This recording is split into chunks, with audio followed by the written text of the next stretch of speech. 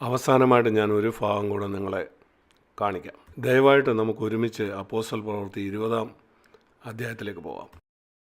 ഈ അധ്യായത്തിൽ എഫേസോസ് സഭ എന്ന് പറയുന്ന വളരെ മനോഹരമായൊരു സഭയെ നമ്മൾ കാണുന്നു.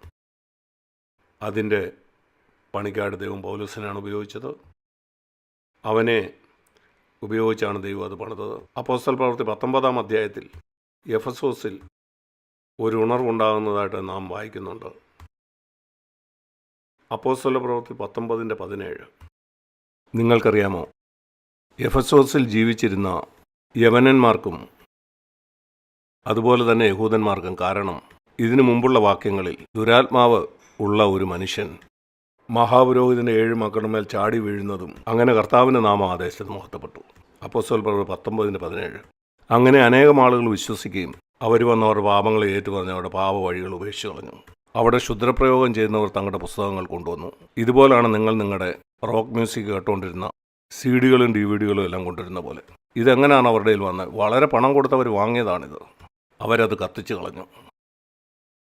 അതിൻ്റെ ആകെ വില അത് ഏതാണ്ട് 50,000 വെള്ളിക്കാശ് എന്ന് കണ്ടു.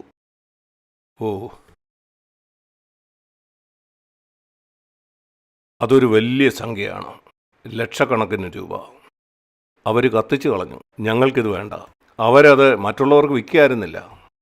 മറ്റുള്ളവർ ഈ DVD ഒക്കെ കേട്ടോട്ട് മറ്റുള്ളവർ ഈ പുസ്തകമൊക്കെ വായിക്കട്ടെ. അല്ല, അവർ കത്തിച്ചു. അത് ദൈവനാമത്തിന് അപമാനമാണ്. അവരത് കത്തിച്ച് കളഞ്ഞു. അതിനുശേഷം പൗലോസ് അവിടെ 3 കൊല്ലം താമസിച്ചു.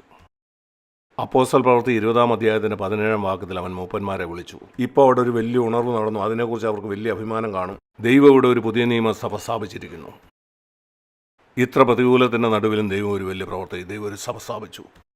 അങ്ങനെ 3 കൊല്ലം കടന്നുപോയി. ഇപ്പോൾ പൗലോസ് അവിടുന്ന് പോവുകയാണ്. ഇവിടെ മാത്രമേ പൗലോസ് 3 കൊല്ലം താമസിച്ചിട്ടുള്ളൂ. സാധാരണ അവൻ എപ്പോഴും യാത്ര ചെയ്യുകയാണ്.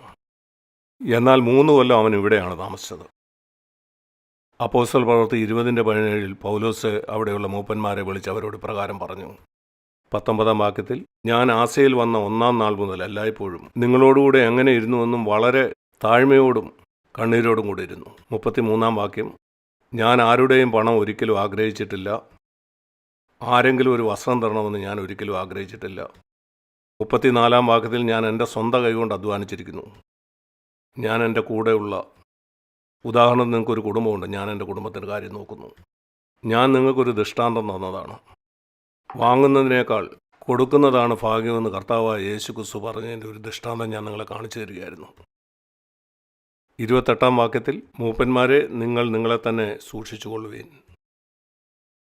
27-ാം വാക്യത്തിൽ, ഞാൻ ദൈവത്തിൻ്റെ ആലോചന ഒട്ടും മറയ്ക്കാതെ പുതിയ നിയമത്തിൻ്റെ മുഴുവൻ സത്യവും നിങ്ങളോട് പറഞ്ഞു. കർത്താവ് പറഞ്ഞ സകല കൽപ്പനകളും നിങ്ങളോട് വിവരിച്ചു. അതുകൊണ്ട് നിങ്ങൾ നഷ്ടപ്പെട്ടു പോയാൽ നിങ്ങളുടെ രക്തത്തിൽ ഞാൻ പങ്കാളിയല്ല. നിങ്ങളെ തന്നെയും താൻ സ്വന്തം രക്തത്താൽ സമ്പാദിച്ചിരിക്കുന്ന ദൈവത്തിൻ്റെ സഭയെ മേയിപ്പാൻ പരിശുദ്ധാത്മാവ് നിങ്ങളെ അധ്യക്ഷരാക്കി വെച്ച ആട്ടിൻകൂട്ടത്തെ സൂക്ഷിപ്പീൻ. കാരണം ദൈവം എന്നെ കാണിച്ചു. പൗലോസ് പറയുകയാണ്, ഞാൻ പോയ ശേഷം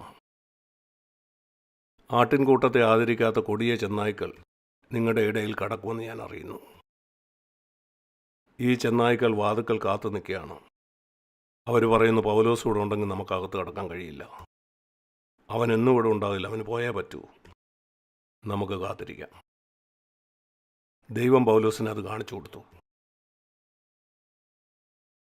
അവർ ആട്ടിൻകൂട്ടത്തെ ആദരിക്കുകയില്ല എന്ന് മാത്രമല്ല, മൂപ്പന്മാരായ നിങ്ങളുടെ ഇടയിലും ഭിന്നതയുണ്ടാകും. ഒരാൾ ഇങ്ങനെ പറയും, വേറൊരാൾ അങ്ങനെ പറയും.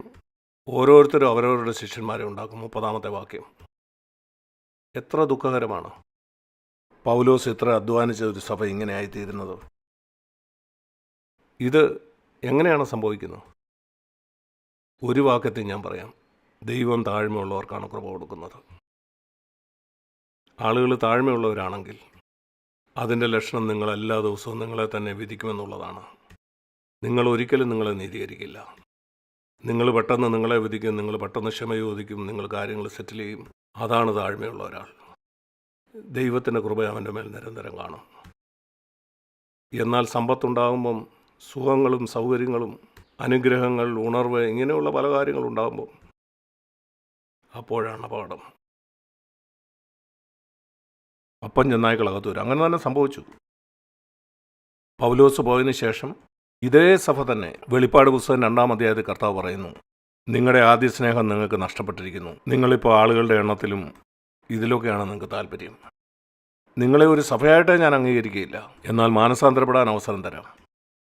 നാം അത് കാണുന്നത് വെളിപ്പാട് പുസ്തകം 2-ാം അധ്യായത്തിലാണ്. അതേ സഭയിൽ വെളിപ്പാട് പുസ്തകം 2-ാം അധ്യായം, ഞാൻ അതിനെ എഫേഷ്യർക്കുള്ള 2-ാം ലേഖനം എന്നാണ് വിളിക്കുന്നത്. നാം വായിച്ച എഫേഷ്യ ലേഖനമാണ് 1-ാം ലേഖനം, 2-ാം ലേഖനമാണിത്. ഈ സഭയ്ക്ക് ധാരാളം നല്ല ഗുണങ്ങളുണ്ട്. വെളിപ്പാട് 2:2 അവരുടെ പ്രവർത്തികളെക്കുറിച്ച് കർത്താവ് അവിടെ പറയുന്നുണ്ട്. നിന്റെ കഠിന പ്രവർത്തനങ്ങൾ, വെളിപ്പാട് 2:2 നിന്റെ സഹിഷ്ണുത, കൊള്ളരുതാത്തവരെ നിനക്ക് സഹിച്ചുകൂടാത്തത്, തെറ്റായ ഉപദേശം പഠിപ്പിക്കുന്ന ആളുകൾ, അവരെ നീ അംഗീകരിക്കുന്നില്ല, അവർ കള്ളന്മാരാണെന്ന് നിനക്കറിയാം. നിനക്ക് സഹിഷ്ണുതയുള്ളത്, നീ സഹിച്ചത്, നീ പണത്തിന് പിന്നാലെ ഓടുന്നില്ല, എൻ്റെ നാമത്തിനു വേണ്ടി നീ നിന്നത്.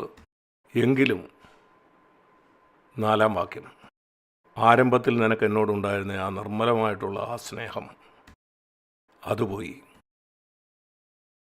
നീ പൂർണ്ണ ഹൃദയത്തോടെ യേശുവിനെ സ്നേഹിക്കുന്നതിൻ്റെ അടയാളം എന്താ?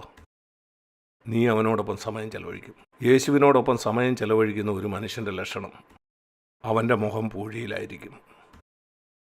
നിങ്ങൾക്കറിയാവുന്നതിൽ ഏറ്റവും താഴ്മയുള്ളവൻ അവനായിരിക്കും, മോശയെ പോലെ. കാരണം അവൻ എപ്പോഴും കർത്താവിനെ കാണുന്നു. അവൻ അവൻ്റെ ജീവിതത്തിൽ എപ്പോഴും തന്നെ വിധിക്കുന്നു. കാരണം അവൻ കർത്താവിന് മുമ്പാകെയാണ്, അവൻ യേശുവിനെ കാണുന്നു. എൻ്റെ പ്രിയ സഹോദരി സഹോദരന്മാരെ, ദൈവം എന്താ പറയുന്നത് ചെവിയുള്ളവൻ കേൾക്കട്ടെ. ദൈവത്തിൻ്റെ മുമ്പാകെ ജീവിക്കുക. വേറെ എന്തൊക്കെ നീ ചെയ്യുന്നോ ചെയ്യുന്നില്ലയോ, അതിനപ്പുറത്ത് പൂർണ്ണ ഹൃദയത്തോടെ യേശുവിനെ സ്നേഹിക്കുക. കർത്താവിന് വേണ്ടി വൻ കാര്യങ്ങൾ ചെയ്യാൻ നിങ്ങൾക്ക് കഴിയുന്നില്ലെങ്കിൽ സാരമില്ല, പൂർണ്ണ ഹൃദയത്തോടെ അവനെ സ്നേഹിക്കുക. അതാണ് അവന് വേണ്ടിയത്. നിന്റെ പ്രവൃത്തിയും പ്രയത്നവും സഹിഷ്ണുതയും, കൊള്ളരുതാത്തവരെ സഹിച്ചുകൂടാത്തതും, കള്ള അപ്പോസ്തലരെ തിരിച്ചറിയാനുള്ള കഴിവും, ഇങ്ങനെ നിങ്ങൾ ചെയ്യുന്ന എല്ലാ ഒരു പ്രയോജനമില്ലാത്തതാണ്. നിങ്ങൾ പൂർണ്ണ ഹൃദയത്തോടെ കർത്താവിനെ സ്നേഹിക്കുന്നില്ലെങ്കിൽ ആ നിലവിളക്ക് എൻ്റെ സ്ഥാനത്ത് മാറ്റും. നിങ്ങളെ അവൻ അംഗീകരിക്കുകയില്ല. അതുകൊണ്ട് ഇതാണ് എനിക്ക് നിങ്ങളോട് പറയാനുള്ളത്. 73-ാം സങ്കീർത്തനത്തിൽ സങ്കീർത്തനക്കാരൻ പറഞ്ഞ പോലെ 25-ാം വാക്യം, ദൈവമേ നീ അല്ലാതെ ആരും എനിക്ക് സ്വർഗത്തിലുണ്ട്. മനോഹരമായൊരു വാക്യം. ഞാൻ വീണ്ടും ജനിച്ചപ്പോൾ കർത്താവ് എനിക്ക് തന്ന വാക്യമാണ്. ഞാൻ ആദ്യം ഉപയോഗിച്ച വേദപുസ്തകത്തിൻ്റെ ആദ്യത്തെ താളിൽ ഞാൻ എഴുതി, സങ്കീർത്തനം 73:25, സ്വർഗത്തിൽ എനിക്ക് ആരുള്ളൂ, ഈ ഭൂമിയിലും നിന്നെ അല്ലാതെ മറ്റൊന്നും ഞാൻ ആഗ്രഹിക്കുന്നില്ല. ഇന്നും ഞാനത് കർത്താവിനോട് ഏറ്റുപറയാറുണ്ട്. കർത്താവെ, എനിക്ക് പണം വേണ്ട, മാനം വേണ്ട, ഒരു ശുശ്രൂഷയും ഞാൻ ആഗ്രഹിക്കുന്നില്ല. കർത്താവെ, എനിക്ക് വേണ്ടത് നിന്റെ അഭിഷേകവുമല്ല, എനിക്കങ്ങേ സ്നേഹിക്കണം. ഭൂമിയിലും നിന്നെ അല്ലാതെ മറ്റൊന്നും ഞാൻ ആഗ്രഹിക്കുന്നില്ല. ഞാൻ സ്വർഗത്തിലെത്തുമ്പം എനിക്ക് അങ്ങ് മാത്രം മതി, മറ്റൊന്നും വേണ്ട. എൻ്റെ പ്രിയ സഹോദരി സഹോദരന്മാരെ, നിങ്ങൾ ഈ സ്ഥാനത്ത് സൂക്ഷിക്കുന്നെങ്കിൽ നിങ്ങളുടെ ക്രിസ്ത്യ ജീവിതം നിങ്ങൾ മനോഹരമായിട്ട് പൂർത്തിയാക്കും. നിങ്ങൾക്ക് മാത്രമുള്ള ഒരു ശുശ്രൂഷ ഉണ്ടാകുകയും ചെയ്യും. ദൈവം നിങ്ങളെ അനുഗ്രഹിക്കട്ടെ. നമുക്ക് പ്രാർത്ഥിക്കാം. ഞങ്ങളുടെ സ്വർഗീയ പിതാവേ, അങ്ങ് ആശ്വാസത്തിൻ്റെ ദൈവമാണല്ലോ, അതുപോലെ സഹിഷ്ണുതയും. ഇത് നീ തിരുവചനത്തെ രേഖപ്പെടുത്തിയിരിക്കുന്ന ഞങ്ങളുടെ മുന്നറിയിപ്പിനാണല്ലോ. നന്ദി കർത്താവേ. എനിക്ക് തന്ന മുന്നറിയിപ്പിനായിട്ട് അങ്ങ് സ്തോത്രം. ഇവിടെ ഇരിക്കുന്ന എല്ലാവരും ഈ മുന്നറിയിപ്പിനായിട്ട് നന്ദിയുള്ളവരായിരിക്കാൻ സഹായിക്കണേ. ഞങ്ങളുടെ കഴിഞ്ഞ കാലത്തെ ഓർത്ത് മാനസാന്തരപ്പെടാനും ഞങ്ങളുടെ മുഖം പൂഴിയിൽ താഴ്ത്തി ജീവിക്കാനും ഞങ്ങളോട് കരുണ തോന്നണേ. അങ്ങയോട് വിശ്വസ്തരായിരിക്കാൻ ഞങ്ങളെ അവിടുന്ന് സഹായിക്കണേ. അങ്ങ് ഇന്നിവിടെ കത്തിച്ച ആ സുവിശേഷത്തിൻ്റെ ആ പ്രകാശം ഒട്ടും മങ്ങിപ്പോകാതെ ജ്വലിച്ച് പ്രകാശിക്കാൻ സഹായിക്കണേ. അങ്ങ് ഇരുളിനെയും വെളിച്ചത്തെയും ഒന്നാം നാളിൽ വേർതിരിച്ചതുപോലെ തന്നെ അങ്ങ് ഇരുട്ടിനെയും വെളിച്ചത്തെയും വേർതിരിച്ചുകൊണ്ടിരിക്കണേ. വെളിച്ചം കൂടുതൽ പ്രകാശിക്കാൻ സഹായിക്കണേ. അങ്ങനെ ഞങ്ങളെ തേജസ്സിലേക്ക് നടത്തണേ. ഞങ്ങളുടെ വ്യക്തിപരമായ ജീവിതത്തിലും കുടുംബജീവിതത്തിലും ഞങ്ങളുടെ സഭാ ജീവിതത്തിലും യേശുവിൻ്റെ നാമത്തിൽ പ്രാർത്ഥിക്കുന്നു. ആമേൻ.